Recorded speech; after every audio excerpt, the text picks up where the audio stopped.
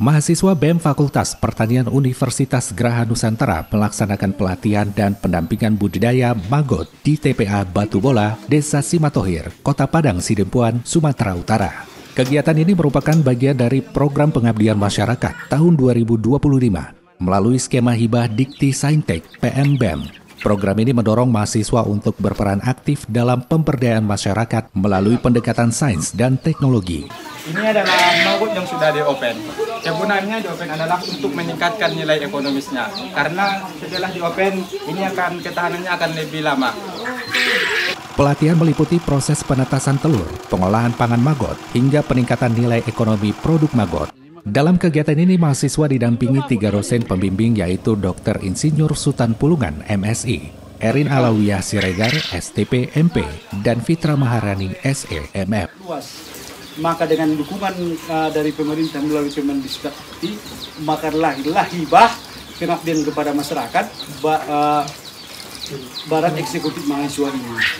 Ini merupakan hari ketiga kita laksanakan. Pada hari ini kita merangkaikan serangkaian kegiatan mulai dari perakitan seluruh alat-alat yang kita butuhkan yang nantinya akan dihibahkan kepada masyarakat melalui kepala desa untuk dapat dipercayakan kepada orang yang mengelola alat ini, yang mampu mengelola ini.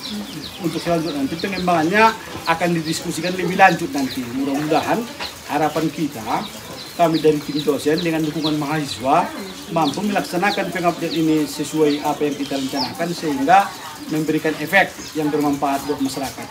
Di sini saya mengucapkan banyak terima kasih kepada UGN yang telah memberikan bantuan kepada kami ataupun sosialisasi bimbingan yaitu membudidayakan maggot, serta saya banyak berterima kasih atas bantuan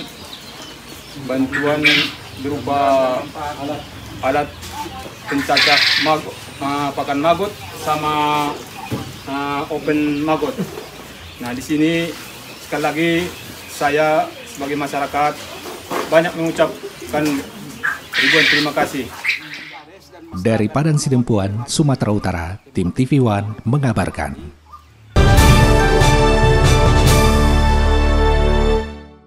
Demi kelancaran hasil pertanian dan kelancaran berkendara, warga di Desa Silau Jawa, Kabupaten Asahan, Swadaya membangun jalan. Semangat gotong royong yang tinggi dan saling membantu ditunjukkan oleh warga di Desa Silau Jawa, Kecamatan Bandar Pasir, Mandoge, Kabupaten Asahan, Sumatera Utara. Warga desa bersama-sama dengan cara swadaya dan swakelola berhasil membangun jalan yang selama ini sulit dilalui, kini dengan mudah dilalui oleh kendaraan, terutama kendaraan yang membawa hasil pertanian. Atas bimbingan dan arahan dari seorang kepala desa bernama Asri Sitorus, jalan sepanjang lebih kurang 7 km di Desa Silau Jawa disulap menjadi jalan yang layak untuk dilalui. Dari sekitar 4 tahun yang lalu, di musim hujan, yang mana akses kita keluar parah betul, hancur betul jalannya. Jadi dari sana musyawarah lah tokoh masyarakat pada saat itu difasilitasi oleh kami desa, pemerintahan desa, dan KUD Pelita. Itu kita adakan rapat, dapatlah keputusan rapat yaitu pada saat itu dipotonglah hasil perkebunan masyarakat dan KUD Pelita, yaitu dengan angka 5 perak per kilogram.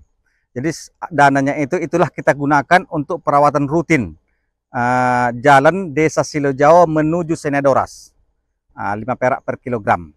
Gitu. Ini kita sekitar 7 km lagi ini menuju ke Senedoras. Memang sampai ke Sombahuta pun tetapnya kita rawat ke sana karena juga bukan di daerah kita tapi kita yang melewatinya. Di samping kami juga berharap kepada pemerintah kabupaten untuk membantu aksi jalan ke Silau Jawa. Kami juga memang berharap juga kepada tokoh-tokoh masyarakat, terutama petani, yang harapan kami tetap bersedia TBS-nya kita potong 5 perak per kilogram untuk perawatan jalan. Wah, kalau tanggapan saya sih udah mantap sekali lah ini. Bisa orang-orang tua termasuk kepala desa atau KUD yang memfasilitasi jalan ini sehingga bisa begini sampai ke di ujung aspal ini. Dari Asahan, Sumatera Utara, Jasa Manurung TV One mengabarkan.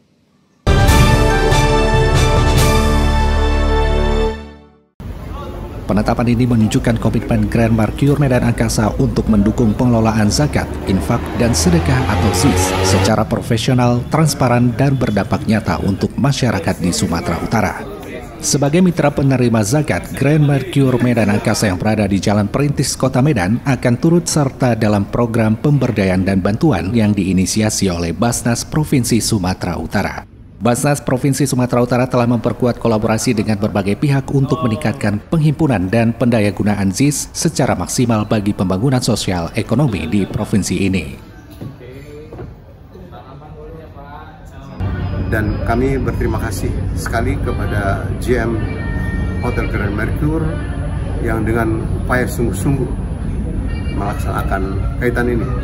Dan kita yakin bahwa ini akan memberikan keuntungan kepada kedua belah pihak dalam kaitan dengan financial maupun hal-hal yang berkaitan dengan amal soleh di tengah-tengah masyarakat. Alhamdulillah kami hari ini terkait kunjungan Basnas ke Hotel Grand Mercure Medan Angkasa merupakan suatu hal yang luar biasa, dan ini titik awal menurut saya bagaimana hospitality terutama di Sumatera Utara mendukung program kerja pemerintah melalui Basnas, dan terutama untuk pemerintah Kota Medan bagaimana seluruh masyarakat terutama karyawan kami di Hotel Grand Mercure Medan dalam kolaborasi sebagai mitra UPZ yang mana dananya itu akan dimanfaatkan untuk karyawan itu sendiri untuk mendukung ya kesejahteraan karyawan kami, dan itu akan tersebar ke semua sektor. Tadi sudah disebutkan bahwa di sini UMKM harus hidup. Contohnya karyawan kami yang mempunyai istri dan anak, dan dana-dana yang tadi yang dikumpulkan akan menjadi modal, dan ada pelatihan-pelatihan juga dari Basnas sehingga hidup ya untuk UMKM dan ekonomi kesejahteraan karyawan kami. Dari Medan, Sumatera Utara, Alfiansah TV One mengabarkan.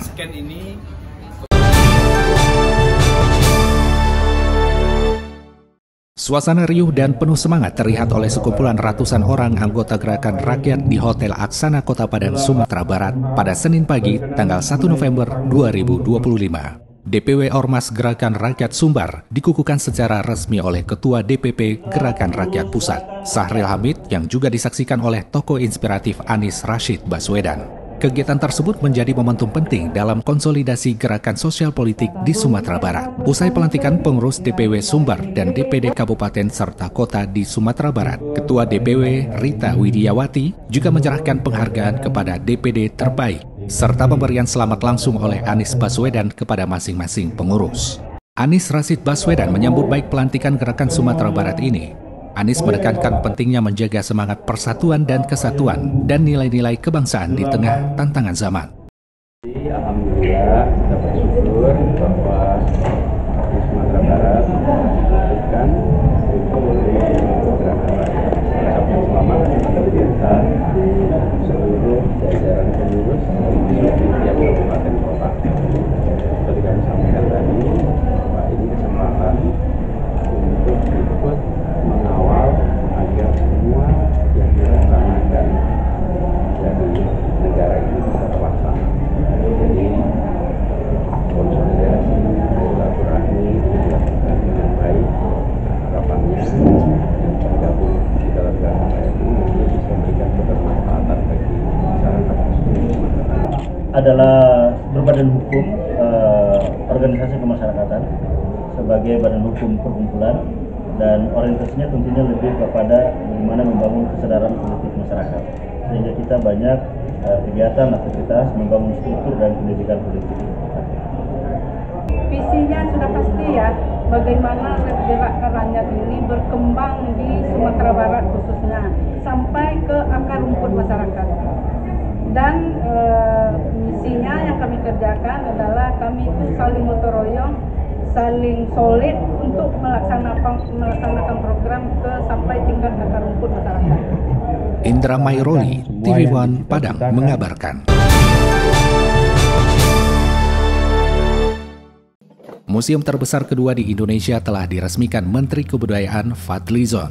Museum Peradaban Manusia ini berada di Desa Padang Bindu, Kecamatan Semidang Aji, Kabupaten Ogan Komering Ulu, menyimpan fosil manusia prasejarah berusia hingga 15.000 tahun. Museum Gua Harimau diresmikan langsung oleh Menteri Kebudayaan Republik Indonesia Fadlizon.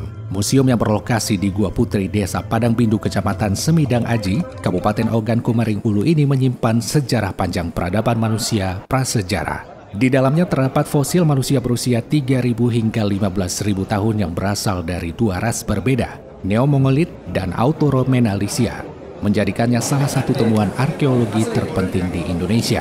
Di Museum Gua Harimau juga digadang-gadang sebagai museum termodern dan terbesar kedua di tanah air. Berjarak sekitar 45 km dari pusat Batu Raja, museum ini hadir dengan penyajian edukatif yang dipadukan teknologi digital. Menteri Kebudayaan Fadlizon menyampaikan bahwa Museum Gua Harimau menjadi bagian penting dalam edukasi dan pengembangan pengetahuan arkeologi di Indonesia. Meresmikan Museum Situs Gua Harimau di Kabupaten Ogan Komering Ulu, Sumatera Selatan, sebuah museum yang menjadi tempat untuk menyimpan, mengedukasi berbagai temuan dari situs Gua Harimau, termasuk juga yang ada di sekitar Sumatera dan juga di daerah-daerah lain, untuk menggambarkan perjalanan budaya dan peradaban Nusantara.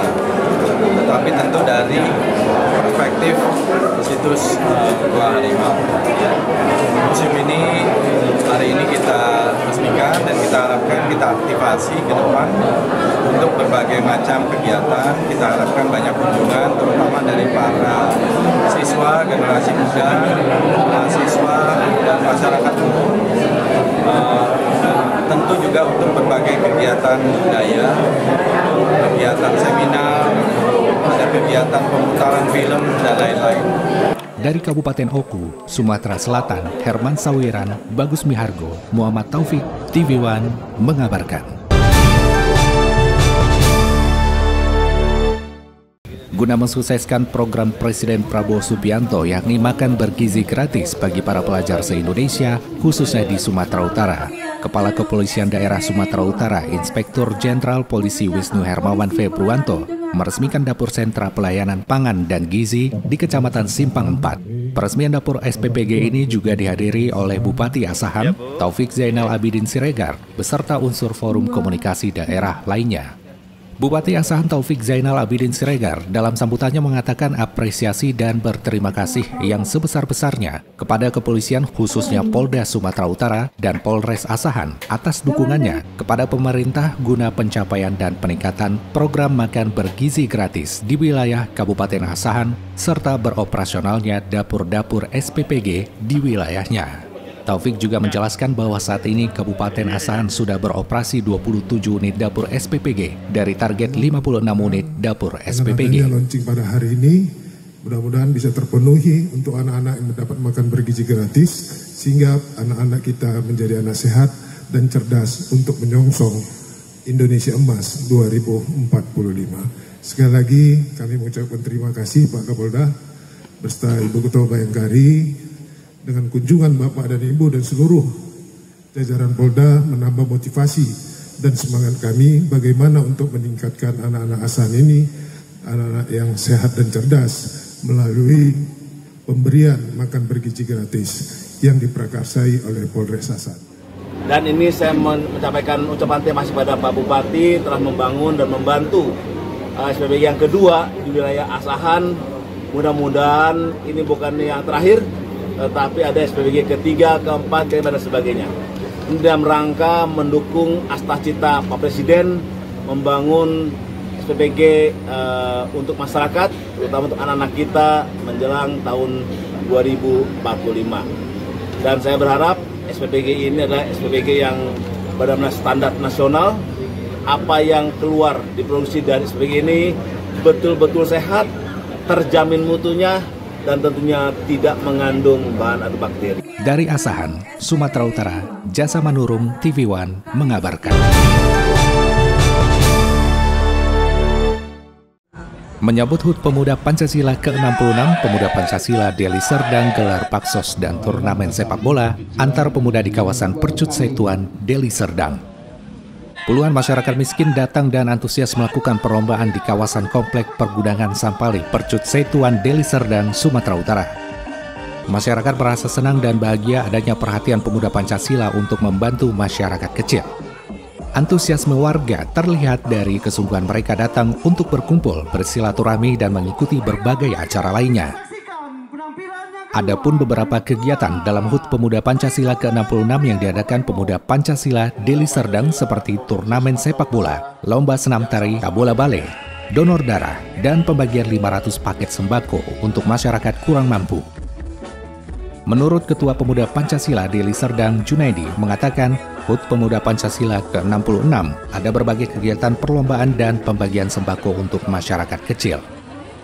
Acara ini dihadiri ribuan kader pemuda Pancasila, warga, kepala desa, utusan pemerintah Kabupaten Deli Serdang, TNI, Polri, dan pengusaha.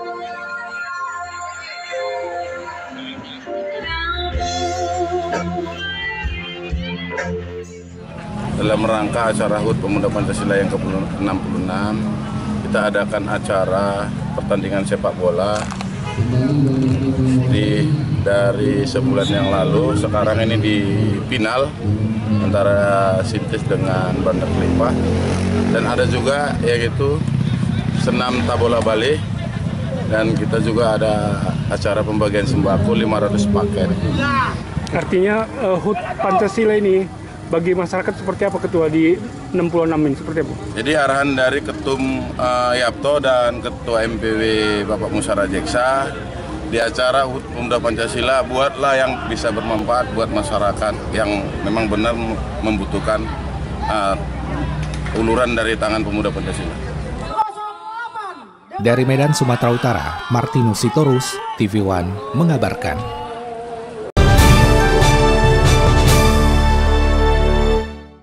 Untuk melaksanakan program Presiden Prabowo tentang pemenuhan makanan bergizi gratis atau MBG dan juga anjuran dari Kapolri untuk membuat Satuan Pelayanan dan Pemenuhan Gizi atau SPPG, maka Polda Sumbar melalui Yayasan Kemala Bayangkari bekerja sama dengan Ratu Prabu Sumbar membuat dapur SPPG di kawasan Lolong, Kecamatan Padang Barat, Kota Padang. Dapur milik Polda Sumbar tersebut melaksanakan proses MBG dengan aturan yang ditetapkan oleh pemerintah pusat.